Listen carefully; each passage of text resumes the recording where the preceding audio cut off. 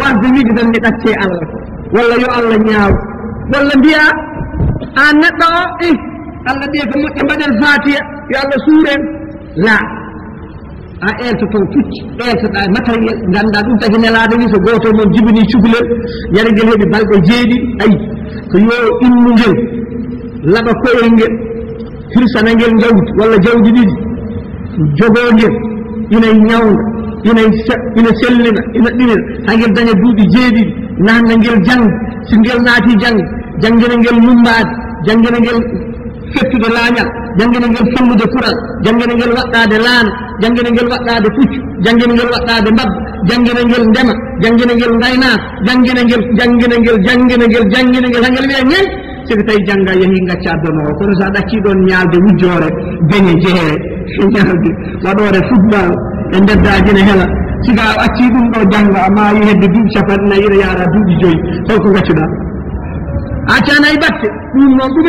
ɗum waɗa e hoore mum stage janggata maçon janggata auto janggata mécaniste janggata dara janggat tan ko biftade ha ɓooy watta moggade ha ɓooy watta yaade jamma ha ɓooy naata gasɗo ha ɓooy wonta baragel jogo paaka jogo laɓi jogo bone watta warde yimɓe a woppi jam oɗo jogori jeede innal insana rabbi lakanut o ko jaɓi won dendowo ɗum oɗo ne ñamta neɗɗo ene suusi ɗum noon simore nde batte hende haqqillaji no qur'ana addiri so julɓere jangga ɗum nawata ɗum to nawata ɗum koɗo goni ɗo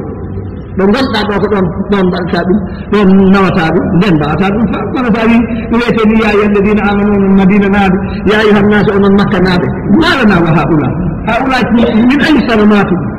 ɓen haalde tono hoɗe ɓe maayi ɗum ɗon benete ɗum subhanahu wa taala wi ayuha almuminun ida zulzilat al ard ndaw darak inna lillahi wa ha ida so tawi zulzilat yergi non mbiyeto yegere ɗum no moƴƴe men ɗo ngal ɗo kuɓayal waɗa noon ɗo joni kono neɗɗo dogirta ɗo ha dada ngal kuɓayal tan ɗen o calɗon tan e nder miiro man jagere amma nan ɗo wondu gila neɗɗo jibina ha maaya wontandu nan hay woye gama wawata wiide wiyani wanno ɓi adama wonɗo kulol yettidde ɗum anda ko wayata andi tan ko wulli ay subhanahu wa taala wi ida zulzilatil ardu zilzalaha ndi gayni kam allah wi siko tawi leydi ndi yergi ndi dilli dillande sattude ndeɗo dillande woni nde allah wi ono nokku goɗɗo ɗo wona ɗo ida rujjatil ardu rajjan so leydi ndi tokkatima laawol gotol ɗum no moƴƴa yimɓe mate wonɓe ɓe leydi oɗon mbiya ko waliyaɓe ko moolateɓe ko mborteɓe haɗi ɓe jagga ɗum wasa helde nde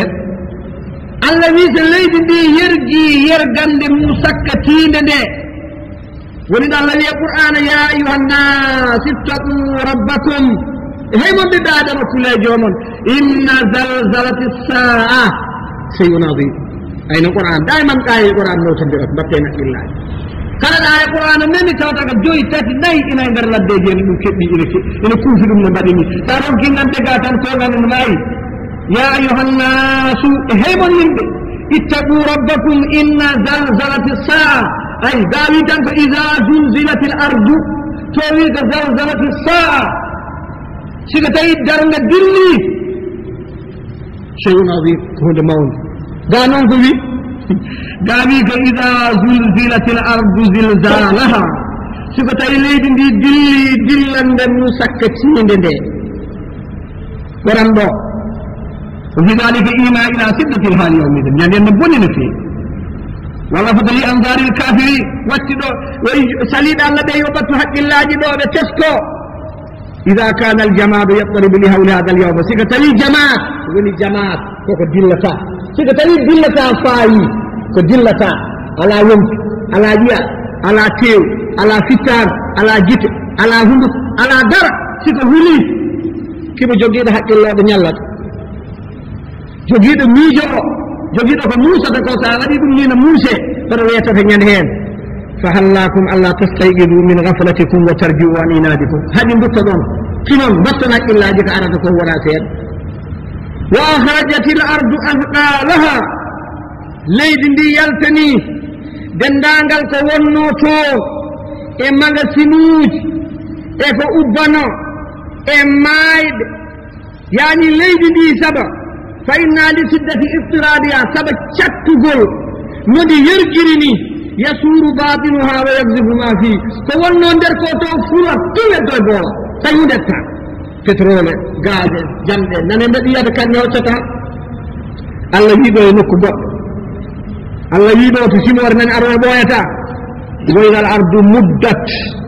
وعلقت ما فيها وتخلت من أرى ولا ما مغنى أن يلين دي فرني وغنى دي بودي ولا دي بودي دي أني بودي ولا ني ولا ني أي إنا ولا مدت ولا ولا ñande leydi ndi waɗi ni wata khallandi weddi ma fiha ko wonno nder mayri ñande en on subaka tangana welata so gandi banana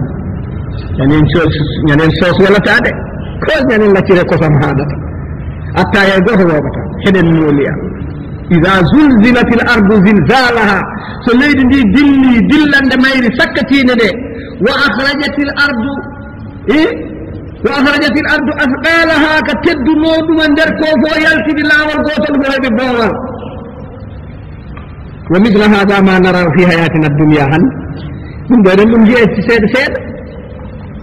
نمجي أين الدنيا نمجي أين نمروان ده نمجي أين نمروان ده توا أولا يوم توا نيا جنة جلة جاي واني أي أون توا نيا نيا ما توا جرتو دكوتي نمجي أين شلي كوتي يوم القيامة نقدر أن بني كان بوني شلنا نجر نتنا نجر على تهوى دور يوم دارين بنجيا بنغادي إن ودا براكين كما حدث في إيطاليا 1909 إيطاليا إجنري تيمد جيناي بنغادي إيطالي دو لفيني سبا كتان لي دي بيري بير كدن مولي الله ورمي تينغ مسينا ولم يبقى من أهلها ديارا ولا نافقنا بدو مو جاي جدا كدن ينهر مو بموت ñande fo ɗon ketto juro ande tan guine wona guine aleykum bi baida allah no andi kala ko waɗno wonti ko wona ñande en neɗɗo dannoɗo ñande en ko henti ko kala mum wontir ko radio ji kaali ñande en de finata nangede mutu ɗum en on fof kon dawanno jelo ɗum so alan tawi kon tiɗi tan en ɗi dillande ko dar eyyi o wi kala ko waɗno ñande en wonti a wulli ha yimɓe fof nani ndeke noon siko tawi allah yi leydi ndi weddima walla ndi yaltani ko teddunodi ko kede ko neɗɗo wiyat seydi diallo wa qala al insanu ma laha fi adama wiyata wa qala man yakunu min annasi mushahidan li hada الزلازل الذي يخالف امثاله في الشدة ويهار الامر في معرفة اسبابه ويصيب الدهش مما يرى ويبصر ما لهذا الارض فوق هذه ليدي هم قال الانسان ما لها فوق هذه ليدي وما الذي وقع لها فوق تكون دي ودان كوني ميداوات كما جاء في آية أخرى وترى الناس سكارى وما هم بسكارى ولكن عذاب الله شديد من دلالا يعني سنغر على جم سنغر حلقي بوي سنغر بيتيك مو بوتيل مو هلي نوني بوي إذا زلزلت الأرض وقتا كلا kala ko waɗi alama yel dillel e ndeɗo forsande e wo akhrajat l ardu asqalaha hay ndiga heddaki ndege noon mandingol ɓiɓɓe adama ñanden ko fayida ko ɗon ko ɗaddo to ndondi wama hum bi sukara wadde allah seedi wiɓe mandilani walakinna adab allah shadid ko allah leptata ko saɗto ɗum tagi rondade ɗum ne tiiɗ ɗum tagi ɓi adama o haala allah wi yawma idin ñande heen tuhaddisu ndi heeltana yimɓe akhbaraha oɗo waktu ndeɗi dillide leydi ndi yewtanma jewte mum wal muradu anna haalaha ko woni muuyade muɗum e ko yanata ko iftirab e inqilab ko yimɓe gandano gowano boram ɗum ɗo ko nadirum min al kharab ko daffugol aduna o tulimu sailu wa tuhimu anna ma yarahu lam yakun li sababin min asbabi allati wudan li amsali neɗɗo yanane faama ɗo ndeke ko yiiri ko gite mum ndeke wona ko ndi wowno waɗ wona koko anduno ndi waɗa ndeke wona ni ndi wa'atno ndeke noon allah haalani ɓe holko taki ɗum allah wima bi anna rabbaka aw haalaha leydi ndi ko jamirani jamirɗo ndi o ko kayni dillu innama yakunu lil ardi yawma idin ko ndi waɗata ko ñande he ɗum ko yamirore takko o wiyandi wontu turaban kama qala laha hina badi nasatil ula kuni ardan mo ndi wiyano ñande ɗi tagatende won leydi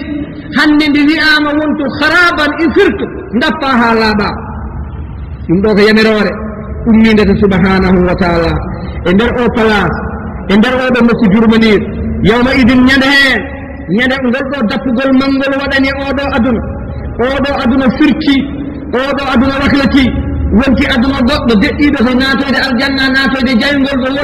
mo wonti aduna gasde e aduna deejji e aduna hay ndiga mon toɓɓi ɗo allah wi yawma idin ñanden yasturu nnasa yimɓe ɓe jaltata walla yimɓe ɓe garata so ɓe ngari ɗum ne ɓe garata ko ashtatan goto ɓe certi ashtatan firtata e haala arab yani ashtat ko sertude sarade yani ashtatan wahidum ko shati mutafarriqina mutamayyizina la yasiru muhsinun wa musbi tariqin wahida yani moƴƴo e goɗɗo dewdata lawol gotol goto mo rewata ko bolol mum ina ɓe feere boni haɗa darta yi fof yawma idin ñanden yasturu nnas ɓiɓɓe adama garata gorom so ɓiɓɓe adama ngari li astatan hoɓe ceefti liyuron hoɓe kolle amalahum golle maɓɓe oɗo ñalow siko tawi ɓe ngari oɓe ceerti moƴƴo ne rewi bolol mum bonɗoɗo rewi bolol mum ɗoftiɗo allah wondane goo fof wallo ha allah hollata koɓe menno wadde koɓe menno teɗade koɓe menno lor o serdi ɗum ñandeno wi faman yamal kalama waɗi kalama meeɗi wat misqala ko fotina zarra tawi ɗum zarra o ko hayran yarahu mo yi zarra siko goto mon wone suudu wandu cereeli nange fuɗi ha heɗɗi ga walla nange yeyi ha hetti ɗo sika jooɗima ɗo no ma yi ko wayno ciifol wonko fijata hen mi waɗa jogon jom kon janata kon jahata dow ko kon goni zarra sa meeɗi wadde ko moƴƴi ko fote ngeel on teski ɗum ko ɓiɓi kode ko nange hollatma ɗum sa wone nder suudu serwudu tan a yiyat ciifel nange tan yalta wonko fijata hen ko fijata koye ko ɗum woni zarra ɗum woni automique yo kuɗoɗade ɗe ko ɗon ɓe ƴetti bombo barowo aduna o biyeteɗo automique ɓe itti ɗum koye ɗum ngel ɗon koon ɗon gabbal ko koon ɗon ɓe ndendini ko koon ɓe mbaɗiri bombo automique kalkoye aduna heɗen woni allah yani allah wi kala mo meeɗi wadde ko moƴƴere nde mbaɗɗa nde ko moƴƴere ñandena ma yi moƴƴere ma woman yamal kala mo waɗi walla mo meeɗi waɗ misqala ko fotina zarra charran yarahu walaw qalilan yajidu jazahu la farqa bayna almumini walkafir yani waɗi noon ɗo moƴƴi heferɓe ɗo dandataɓe e lette kefaragal ngal heɗen nooli allah ko aya o haali e fode ayeje kalani men ko e no ɗum wayi yodde jaggandirde ni subhanahu wa taala watti ɗum to aya goɗɗo ɗo faman yamal kala mo waɗi walla kala mo meeɗi waɗ wuuri ko waɗata ko famɗi heewi ɗum fote zarra e moƴƴere ma allah totte moƴƴere ma woman yamal kala mo waɗi walla meeɗi waɗ wuuri e wadde ha maayi tawi ko bone ko fote zarra yarahu maayi allah wi ونضع الموازين القسط ليوم القيامة في سرد من لنا جنگا موندال فلا تظلم نفس شيء حيث كانوا وتر تونيتاك وإن كان مثقال حبة من خردل ولي فنيو بدون غاندي من غاندات فانا ko dum firtat min firtat dum da ko fajjiri kono ko fani buri fajjiri yalla fani non fa ko ñaamate sonde ñaamete no wona non addirteno fajjiri ñaametaake fajjiri ñaamate ko ne bone waɗi wono gandide bone waɗi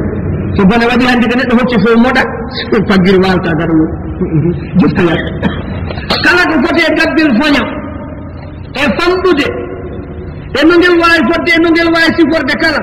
taw kaka gabbil foña mbaɗɗa allah wi atayna biya mamin ngaddu ɗum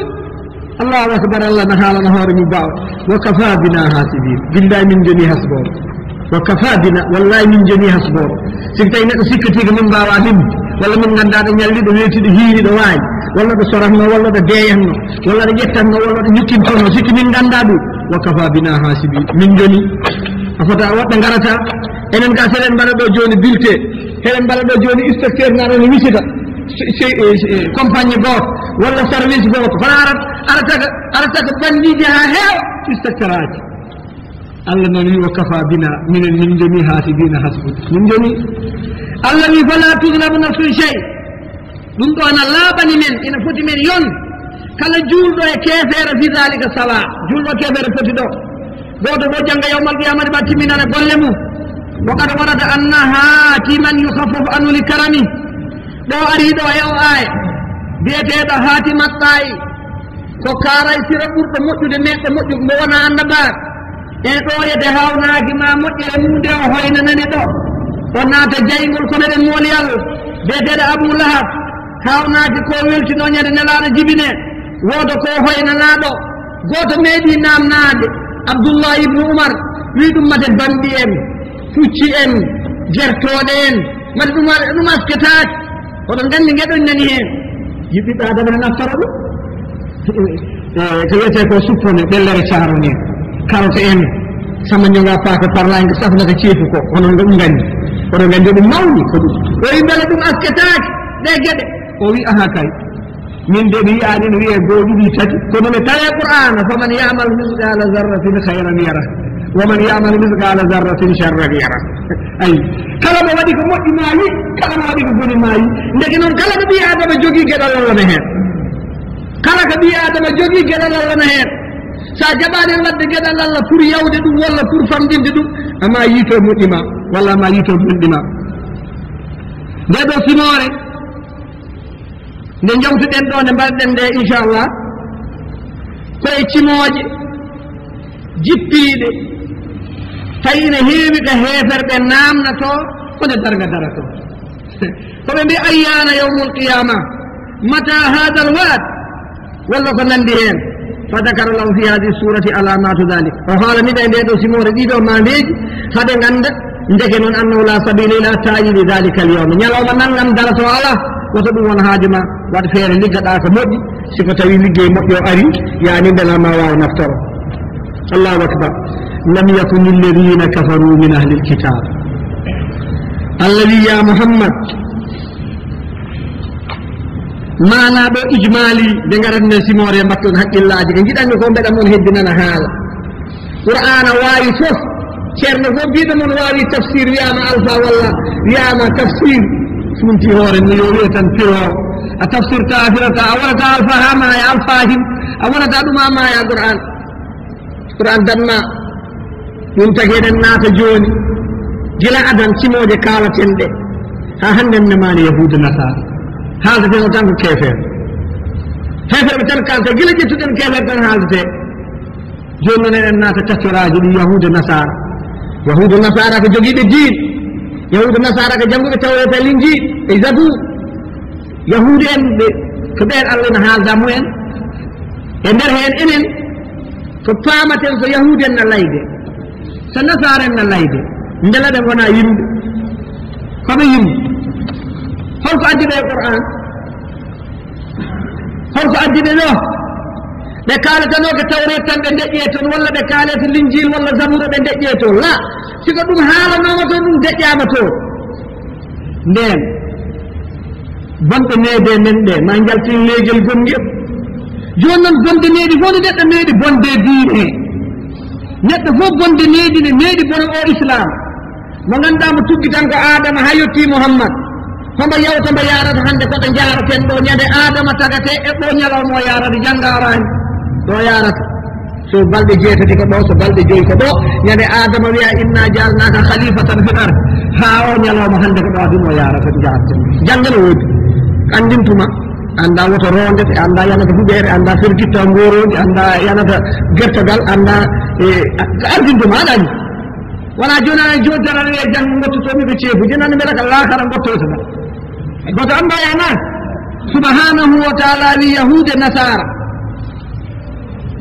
keɗe tan kana al yahudu wa nasara min alikira fi walamin damisin min al jaham ƴeewa tan daw ko hunɗoni ƴeewa tan yahuda nasara ɓe gonɗo koye niɗɗere daasinde niɗɗere niɗɗinde ha neɗɗo wawa yiide juuɗe mum ayi hay hunde heƴata yahuda nasara en ko ɗo gonno yani bima yajib al itikadu bihi wa sayru alayhi min shara'i anbiya'ihim yani hoɓe ngoni tawi ɓe ponno wonde koɓe foti fidde e koɓe foti yaade e sariyaji annabaɓe maɓɓe so wona seeɗa maɓɓe ɓe Allah reeni saba ardiɓe maɓɓe mbatte aqillaji de ardiɓe maɓɓe aslafahum gayyaru wa baddalu fi shara'ihim mbaklati gostima goɗɗum e nder sariyaji maɓɓe enen tinnede deftal ngal nani de goto ɓe jokkami lay tan baƴen leli wostade yahuden gosti sariyaji annabaɓe maɓɓe ɓe nattinen ko alano hen ma woni gueɗe ɗiɗi li su'i famihim ma ɓe paamano ko Allah jippini koye annabaɓe maɓɓe wa imma li istihsanihim duruban min al bida walla ko hestitinde ɓe yonnude ɓe gueɗe goɗɗe koɗe bida yani ɓe mbemeɗen gueɗe ɓe tinniriɗe diine majje tawi ɗen gueɗe ko keloje diine maɓɓe wa imma li ifhami khusumihim wa ragabati fi dafri din walla tagi ɓe waklide defte maɓɓe ko waddude luwa ɓeɓe mbawi jalbanade añde maɓɓe ɓe poola ɗumen ɗum ɗo rewandire adunaji yahuda nasarani tan ngo wa kullama jaa jil zada ala ma wadaw man qablahum hatta khafiyat ma'alim al-haqq wa tamisat anwaru al-yaqin kala arde ɓeyda waklidde ko ɓe mbanno ko ha alamadeji gonga cuuɗi ha annaraji lumiére yaqin fof itti wa kana ila jiwari dhalika abadatu al-awsani min al-arab tawi kadi no ɓattiɓe rewoɓe goɗɗum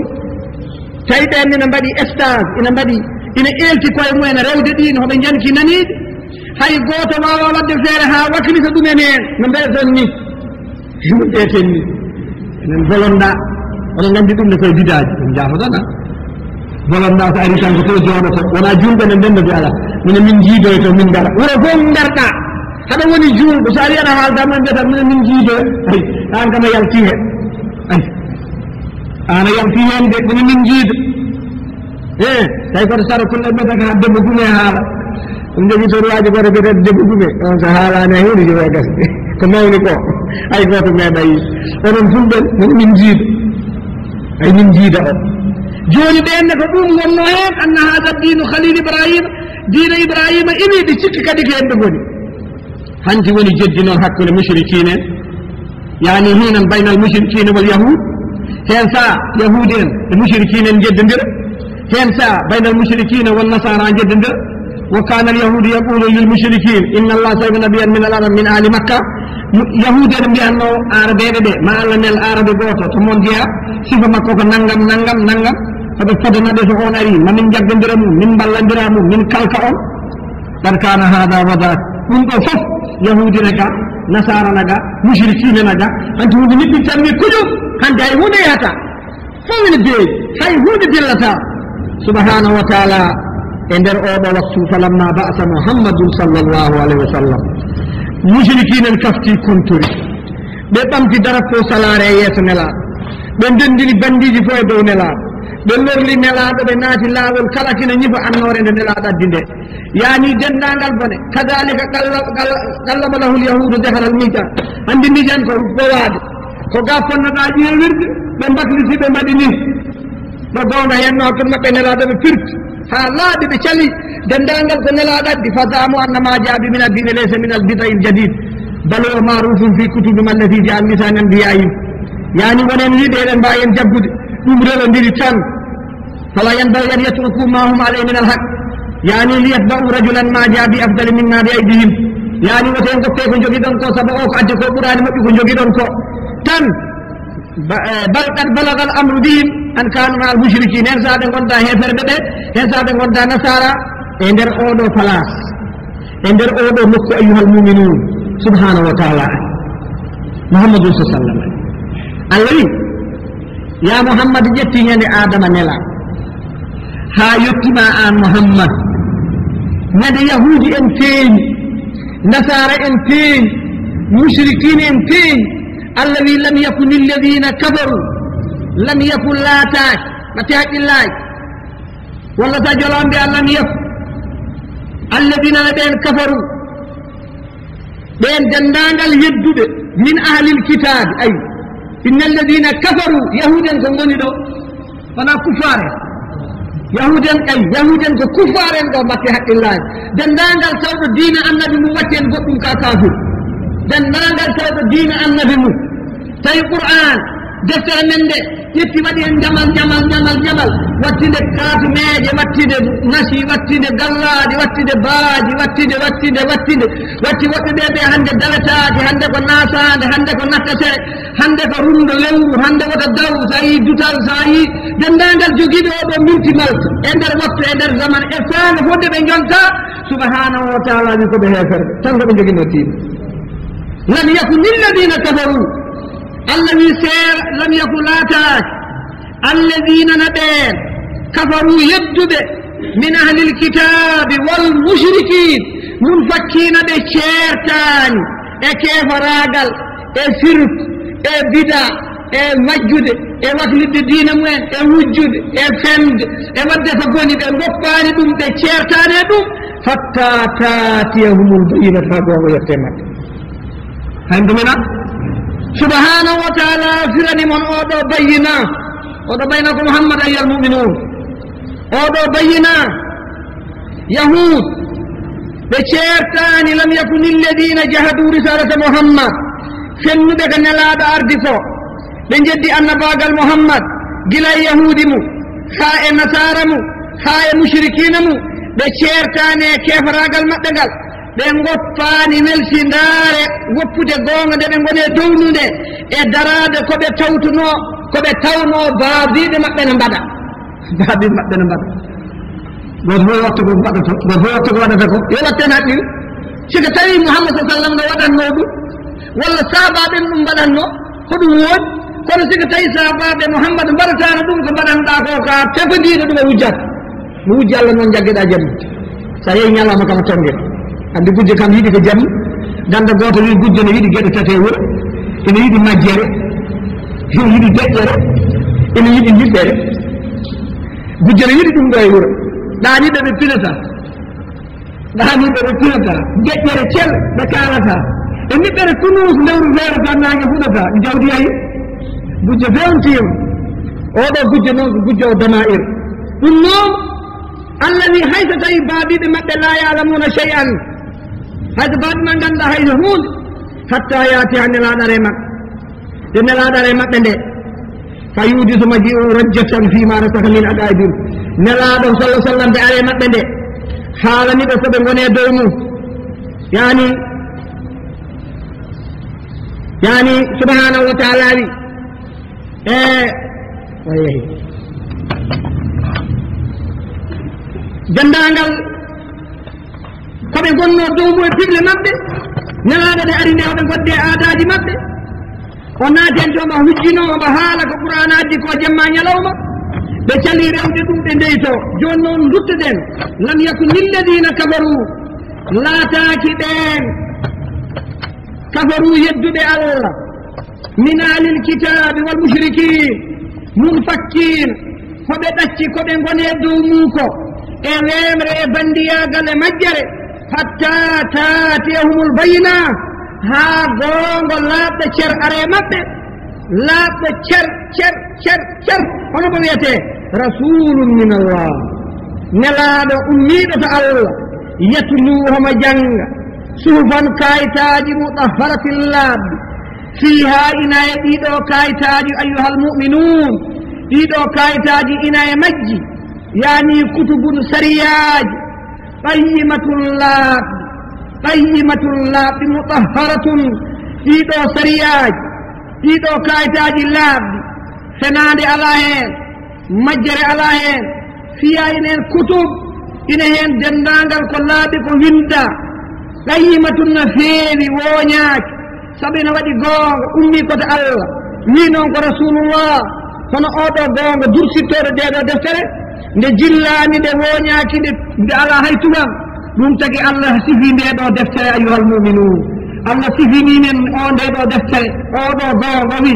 la yatihi lbatilu min bayna yadayhi wala min halfihi yani fenade uratade yeeso uratade caggal siko tawi a yahi to siyahul qawir to kutubul anbiya